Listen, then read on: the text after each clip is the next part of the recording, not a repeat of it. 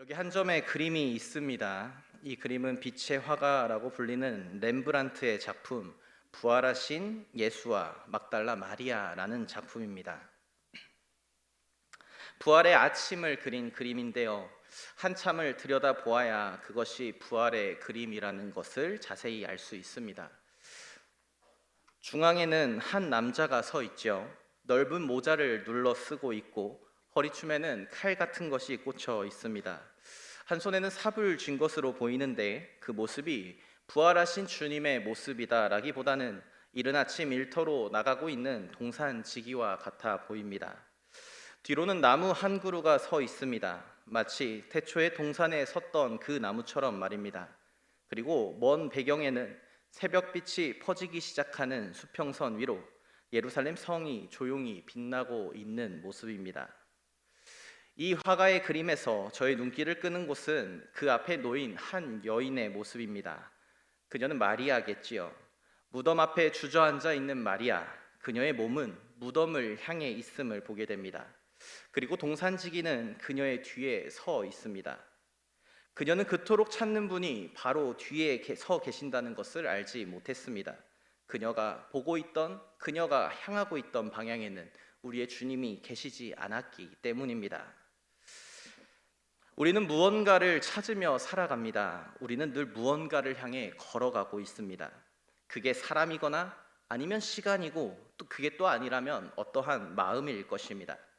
찾고 있다라는 것은 아직 포기하지 않았다라는 뜻이겠고, 포기하지 않았다라는 것은 아직 살아있다라는 뜻이겠습니다. 그런데 우리가 정말 간절하게 찾는 것들을 가만히 들여다본다면 이상한 점들이 있습니다. 대부분 그것들은 앞에 있기보다 우리의 뒤에 놓여 있는 것들이기 때문입니다. 떠나간 사람을 찾고 지나가 버린 시간을 찾습니다. 다시 주워 담을 수 없는 말들을 주워 담아 보려 합니다. 다시 오지 않을 어떤 순간을 이미 없다는 것을 알면서도 찾는 것이 우리의 인생인 것 같습니다. 대부분의 우리의 간절한 찾음은, 절실한 찾음은 늘 과거에 놓여 있기 때문입니다. 왜 그럴까요? 고백록이라는 책을 쓴 어거스틴이 이 질문 앞에서 이러한 말을 남겼다 합니다. 우리가 과거라고 부르는 것은 사실 저 뒤 어딘가에 놓여 있는 것이 아니라 지금 내 마음 안에 기억이라는 이름으로 살아가고 있는 것이라고. 마찬가지로 우리가 미래라고 부르는 것도 저 앞 어딘가에 있는 것이 아니라 지금 내 마음 안에 기대라는 모습으로 살아가고 있다라는 것이다 라고 얘기했다 합니다. 그러니까 지금 이 순간에 나를 만들어 온 것은 내 마음속에 어떠한 기억이 있고 또 어떠한 기대가 살아있느냐에 달려 있다라는 것입니다. 기억이 나의 마음을 가득 채우면 나는 뒤를 향해 걷는 사람이 되는 것이고, 기대가 나의 마음을 이끈다면 나는 앞을 향해 걷게 되는 사람인 것입니다. 우리의 방향은 바깥이 아니라 우리의 안에서 결정됩니다. 그래서 마리아가 무덤을 향해 향하고 있던 그 방향은 단순히 슬퍼서 바라보고 있던 것이 아닙니다. 마리아의 지금 이 순간이 기억으로 가득 차 있었다는 뜻이겠습니다. 함께 주님과 갈릴리를 걸었던 그 날들, 자신의 이름을 불러주었던 그 음성을, 주님의 발 앞에 앉아 말씀을 듣던 그 순간들을, 그 모든 것이 마리아의 지금을 가득 채우고 있었습니다. 마리아의 마음은 기억으로 가득했습니다. 그래서 마리아가 기대할 수 있는 미래는 그 기억이 다시 돌아오는 것뿐이었습니다. 되돌아감이 유일한 그녀의 소망이었습니다. 이것이 상실을 겪은 사람의 마음일 것입니다. 지금 이 순간이 기억으로 꽉 차 있어서 새로운 미래를 기대할 자리가 없습니다. 기대하고 있는 유일한 미래라고 한다면 잃어버린 과거가 돌아오는 것뿐입니다. 그래서 무덤을 향해 걸어갔고 거기에서라도 가야 기억이 잠시나마 현재가 되는 순간을 붙들 수 있었기 때문일 것입니다. 그래서 그녀는 그 아침 무덤에 주님의 시신이라도 보고자 무덤을 찾았던 것입니다. 찾기를 멈추는 순간이 정말로 끝이 될까봐, 무덤 앞에 앉아있는 동안에는 아직 완전히 떠나보낸 것 같지 않기 때문에, 찾고 있는 동안에는 아직 놓지 않은 것 같고 놓지 않았다는 것은 함께 있는 것 같기 때문에 그녀는 아직 주님을 사랑하고 있었던 것입니다. 그래서 우리는 없는 줄 알면서도 찾습니다. 끝난 줄 알면서도 무덤을 향해 걸어갑니다. 이미 끝난 것 앞에 서서 끝나지 않은 척 하는 것, 그것이 상실 앞에서 우리가 사랑하는 것을 기억하는 마지막 형태입니다. 마리아의 오늘 아침의 말씀이 바로 그렇습니다. 그래서 마리아도 안식 후 첫날 아직 어두울 때에 무덤으로 걸어갔던 것입니다. 그곳이 비었다라는 것을 알지만 베드로와 요한을 불러 다시 함께 올라갔던 것입니다. 그들은 떠났지만 그녀는 떠나지 못하고 그 자리를 붙들고 있는 것은 바로 그녀의 사랑입니다. 빈 무덤을 떠나버리면 끝이니까, 무덤 앞이라도 지키고 있으면 아직 주님이 함께하고 있는 것 같으니까, 주님을 사랑했기 때문에. 마리아가 빈 무덤 앞에서 있었던 것은 분명한 그녀의 사랑의 표현이었습니다. 그 마음을 의심할 사람은 없습니다. 그 사랑이 틀리지는 않겠지만 그 사랑이 향하는 곳은 분명 달라져야 했겠습니다. 마리아는 어떤 주님을 찾고 있었을까요? 바로 돌아온 모습의 주님이었습니다. 함께 갈릴리를 걸었던 랍비, 자기 이름을 불러주었던 그 선생님이 다시 돌아오기를 바랬습니다. 죽음이 없었던 것처럼 되기를, 십자가 사건이 일어나지 않았던 것처럼 다시 나타나기를, 시신이라도 찾아서 곁에 두면 그때로 조금이라도 돌아갈 수 있지 않을까. 그녀의 미래에 대한 기대는 과거의 기억 속 그때로 되돌아가는 것뿐이었습니다. 그런데 부활은 돌아옴이 아닙니다. 만약 부활이 돌아옴이라면 나사로의 그것과 다를 바가 없습니다. 그는 이전의 몸으로 돌아왔지요. 그리고 다시 죽었습니다. 돌아옴은 결국 다시 죽음으로 끝이 나게 됩니다. 그러나 주님의 부활은 다릅니다. 돌아옴이 아니라 나아감이었습니다. 이전의 것으로 돌아가는 것이 아니라 이전에 없던 것을 새롭게 여시는 분이 바로 우리 주님의 부활이었습니다. 죽음을 통과해야만 열리는 생명이 있습니다. 십자가를 지나와야만 들어설 수 있는 세계가 있습니다. 부활은 과거를 복원하는 것이 아닙니다. 과거가 결코 품을 수 없었던 미래를 하나님께서 열어 젖히시는 것이 바로 부활입니다. 마리아의 사랑은 진실했습니다. 그런데 그곳에서 그녀는 주님의 돌아옴을 기다렸을 뿐입니다. 무덤을 향해 있는 한, 죽음을 향해 있는 한 부활하신 주님을 만날 수 없었습니다. 부활하신 주님은 그녀가 향한 방향에 계시지 않았기 때문입니다.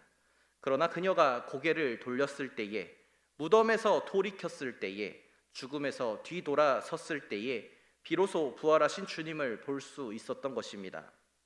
렘브란트는 바로 이 장면을 그렸던 것입니다.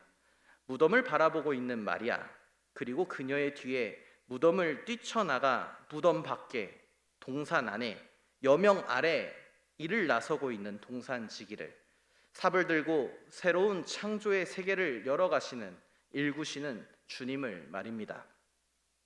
오늘 본문은 바로 이러한 방향의 이야기입니다.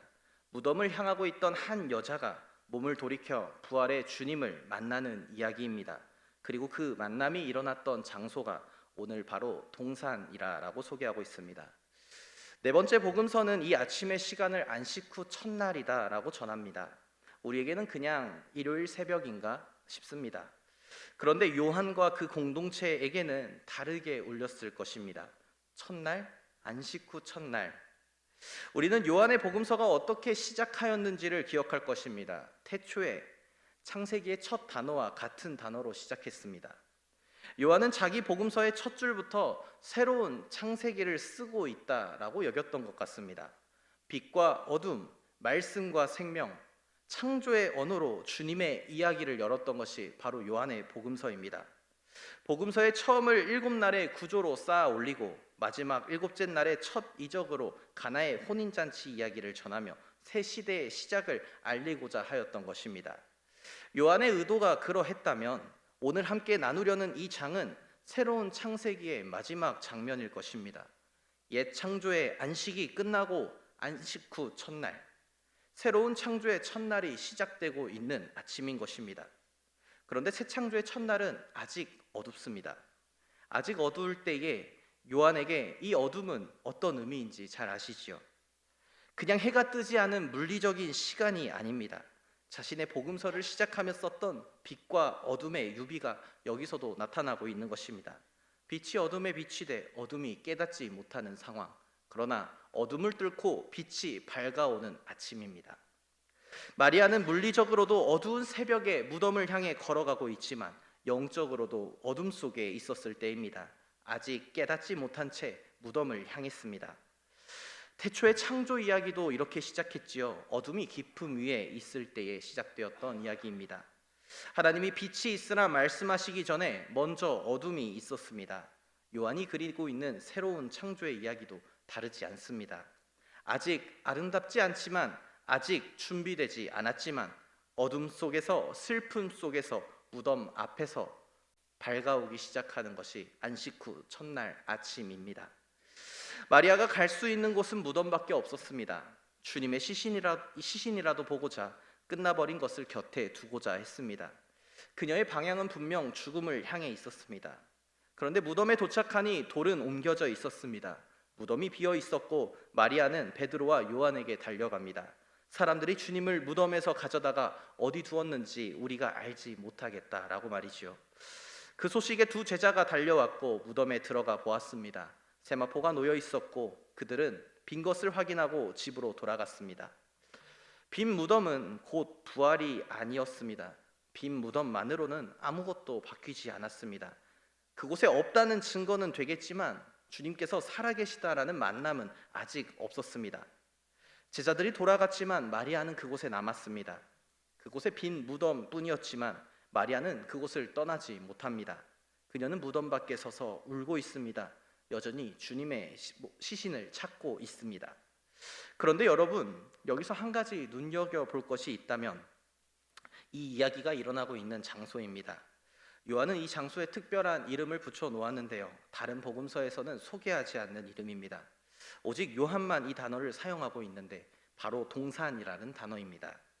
요한의 복음서에서도 딱 두 번 등장하는데 먼저는 19장 41절에서 등장합니다. 예수께서 십자가에 못 박히신 곳에 동산이 있었고 동산 안에 아직 사람을 장사한 일이 없는 새 무덤이 있었다라고 전했죠. 요한은 십자가가 세워진 곳에 동산이 있었다, 그 동산에 새 무덤도 있었다, 예수를 거기에 두었다라고 알려주고 있습니다. 그리고 나서 두 번째 등산하는 동산이 바로 오늘 본문 20장 15절의 말씀입니다. 마리아는 그가 동산지기인 줄 알았다라고 합니다. 요한은 의도적으로 이 단어를 사용하고 있습니다. 낮과 밤이라는 단어가 물리적인 시간을 넘어 빛과 어둠의 의미를 보였듯이 이 또한 물리적인 장소 너머를 가리키고 있는 단어입니다. 다시 또 창세기로 돌아가 볼까요? 여러분들이 생각나는 창세기의 장소는 어디입니까? 에덴 동산. 바로 에덴이라 하는 태고적 동산입니다. 창세기 2장에서 하나님께서는 흙으로 사람을 지으시고 그 지으신 사람을 두기 위해 동방에 에덴을 창설하였다 했습니다. 여호와 하나님이 그 사람을 이끌어 에덴 동산에 두어 그곳을 경작하며 지키게 하셨다라고도 하셨죠. 그렇다면 아담이 바로 동산지기였습니다. 그런데 첫 번째 동산지기였던 아담은 실패했습니다.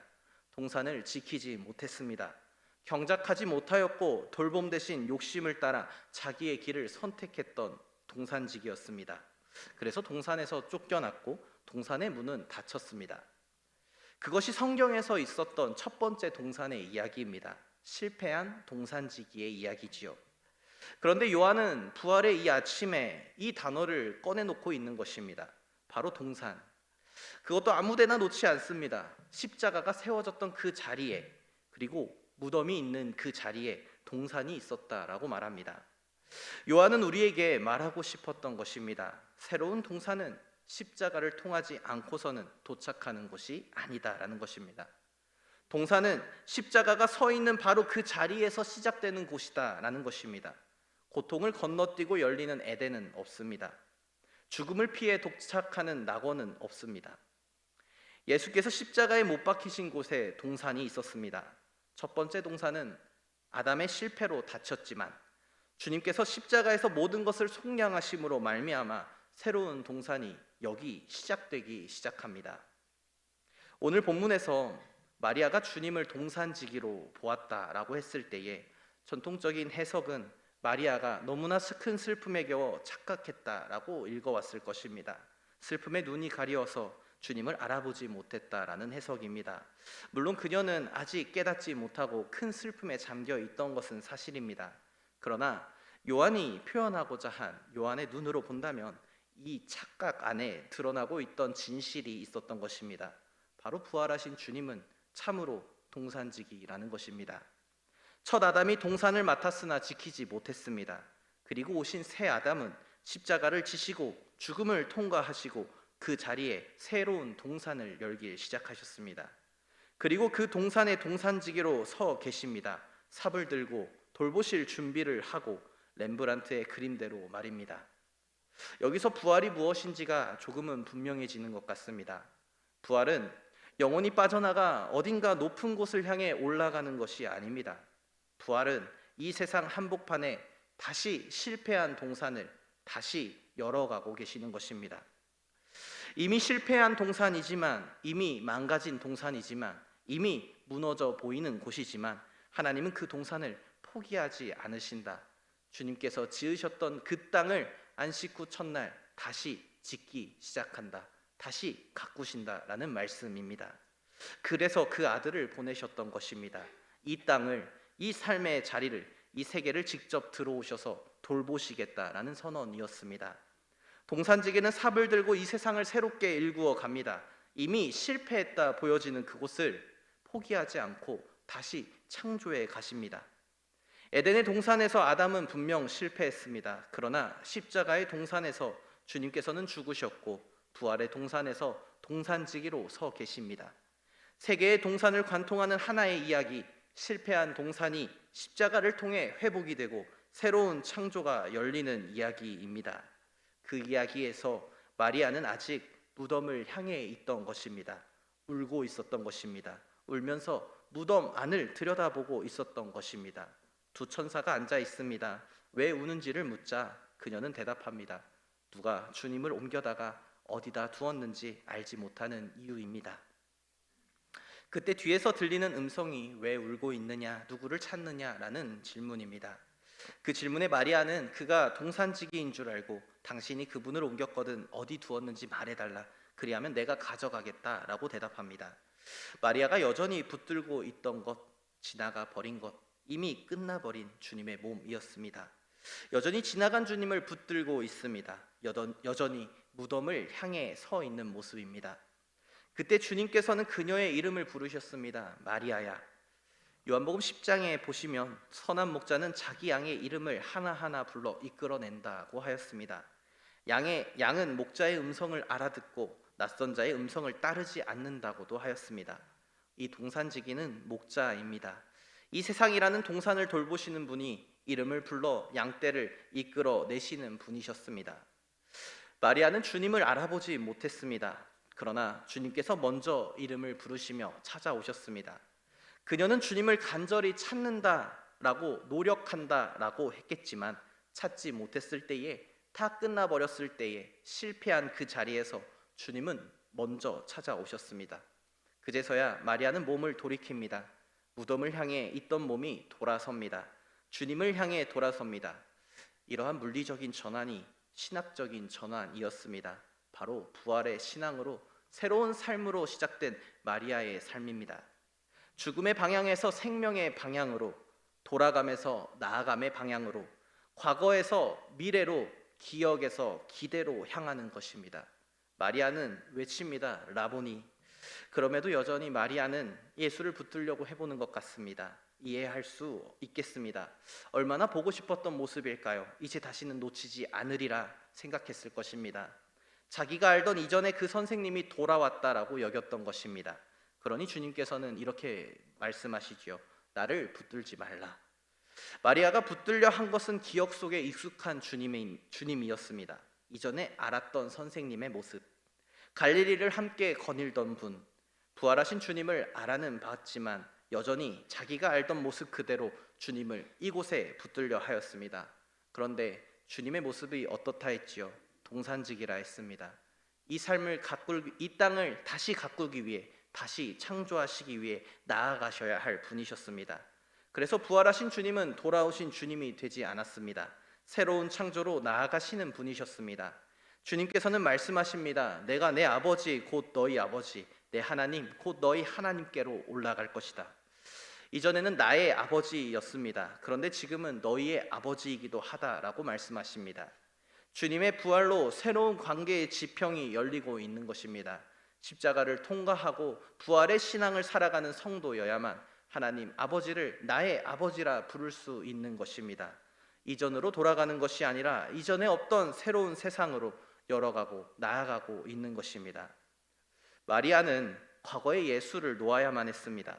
이전에 내가 알던 주님은 이제 없습니다. 부활의 신앙으로 새롭게 만나야 할 분이 바로 옆에 있습니다. 익숙한 몸을 찾는 부활이 아닙니다. 죽음을 통과하신 이가 이전에 없던 것을 새롭게 일구어 가십니다. 그것이 바로 부활이고, 이를 믿고 따라 함께 살아가는 것이, 동산지기의 사역에 동참하는 것이 부활의 신앙으로 살아가는 성도의 모습일 것입니다. 그렇다면 여러분, 오늘 우리는 어디를 향해 서 있습니까? 무엇을 찾고 계십니까? 무엇을 붙들고 계십니까? 어느 동산에 서 계십니까? 먼저 우리 가운데 에덴의 동산에 계신 분 계십니까? 삶이 고단하고 실패라 여겨지는 동산, 기쁨과 행복은 닫혀 나에게 주어지지 않는 것 같은 상황에 계신 분이 계십니까? 하나님은 우리의 이 동산을 버리지 않으십니다. 실패라 여기는 우리의 삶 또한 하나님께는 그 아들을 보내 새롭게 일구어 나가실 창조의 공간이 되는 것입니다. 그러니 에덴의 동산에서 십자가의 동산을 향해 서시기를 바랍니다. 그리고 우리 가운데 십자가의 동산에 그치신 분이 계십니까? 우리도 마리아처럼 무덤을 향해 걸어가고 있는 것은 아닐까요? 되돌아갈 수 없는 것을 향해 붙들고만 있지는 않으십니까? 이미 끝난 것을 붙들고 이전으로 돌아가기만을 바라고 있지는 않으십니까? 십자가 앞에는 섰지만 그 앞에만 머물고 있습니다. 십자가의 무게만 안고 무덤의 방향만 바라보며 익숙했던 모습 그대로만 우리 곁에 계셔 주시기를 바라고 있지는 않으십니까? 부활은 돌아오는 것이 아닙니다. 부활은 나에게 익숙한 모습으로만 주님이 존재하는 것이 아닙니다. 내가 원치 않는 방향으로, 그러나 하나님의 뜻대로 나아가시는 분이 바로 부활하신 주님입니다. 십자가의 은혜, 사랑, 그것만 붙들고 살아가서는 안 됩니다. 그 십자가의 동산을 통과해서 부활의 동산으로, 이전에 없던 세계로 나아가셔야 합니다. 이전의 은혜를 붙들고 그때로 돌아가려는 신앙이 아니라, 이곳에 머무려는 신앙이 아니라, 주님을 내가 아는 하나님으로만 붙들려는 신앙이 아니라, 지금 이 자리에서 새롭게 시작하시는, 나아가시는 하나님을 만나는 신앙이어야 합니다. 요한은 이 부활의 아침의 배경을 동산으로 삼았습니다. 그 이야기는 에덴에서 닫혔던 동산이 십자가가 서 있는 바로 그 자리에서 다시 열렸음을 선포합니다. 그리고 부활하신 주님은 그 새로운 동산의 동산지기로 서 계십니다. 이 세상을 포기하지 않으시고, 우리 삶을 포기하지 않으시고, 이 삶의 자리를 버리지 않으시고 삽을 들고 새롭게 일구어 나가십니다. 그리고 주님은 우리의 이름을 부르고 계십니다. 새로운 부활의 삶으로 우리를 초대하고 계십니다. 그것이 부활의 아침에 일어난 일입니다. 그것이 오늘 부활절기를 살아가는 우리에게도 일어나야 하는 이야기입니다. 주님은 마리아에게 이어 말씀하셨습니다. 내 형제들에게 가서 이르라. 마리아의 방향이 한 번 더 바뀌지요. 무덤에서 주님을 향해 돌이켰던 마리아가 이제는 주님으로부터 세상을 향해 보내집니다. 마리아가 가서 제자들에게 말합니다. 내가 주님을 보았다. 부활의 만남은 우리의 감격으로 끝나서는 안 됩니다. 부활을 만난 사람은, 부활을 경험한 사람은, 부활을 믿는 성도는 죽음이 지배하는 세상을 향하여 다시금 파송되는 것입니다. 동산지기가 못 박히신 손으로 삽을 들었던 것처럼 우리도 삽을 들어야 합니다. 이 세상이라는 동산에서 다 끝났다 여겨지는, 실패했다 여겨지는, 죽음의 공간이라 여겨지는 죄 많은 세상 이곳 한가운데서, 이 동산에서 죽음이 짓밟는 자리를 일구는 일꾼으로 주님의 새로운 창조의 사역에 동참해야 하는 것입니다. 그러니 부활의 신앙으로 산다라는 것은, 부활을 믿는다라는 것은 바로 이러한 새로운 삶을 향하여 우리의 몸을 맡기는 것입니다. 주님을 이곳에 붙들려 하지 않고, 무덤에 머물려 하지 않고, 그곳을 떠나 주님이 우리를 보내시는 방향으로 세상을 향하여 부활의 신앙을 살아내는 성도가 되어야 하는 것입니다. 렘브란트의 그림이 다시 떠오릅니다. 무덤 앞에 주저앉아 있는 마리아, 그리고 그 마리아 뒤에 삽을 들고 서 계신 동산지기, 뒤에는 에덴의 나무 같은 한 그루 서 있는 나무, 먼 수평선 위로 새 예루살렘이 새벽빛에 빛나고 있는 모습을 말입니다. 어둠은 아직 거치지 않았습니다. 그러나 빛이 분명히 이 땅 가운데 왔고 아침이 밝아오고 있음을 우리는 살아가고 있습니다. 렘브란트가 그 그림을 그린 것은 마리아만의 아침이 아니기 때문입니다. 우리의 아침이기도 합니다. 우리도 무덤 앞에 앉아 있었습니다. 잃어버린 것 앞에 앉아 있었습니다. 되돌아갈 수 없는 것 앞에서 울고 있었습니다. 그것이 우리의 사랑이었고 우리가 할 수 있는 전부라 여겼습니다. 그런데 우리 뒤에 누군가 서 계셨습니다. 바로 동산지기 부활하신 주님입니다. 못 박히신 손으로 삽을 들고 이 세상이라는 동산을 새롭게 일구실 준비를 하고 계셨던 분이십니다. 그리고 우리의 이름을 부르고 계셨습니다. 부활하신 주님이 우리의 동산지기로 서 계심을 믿습니다.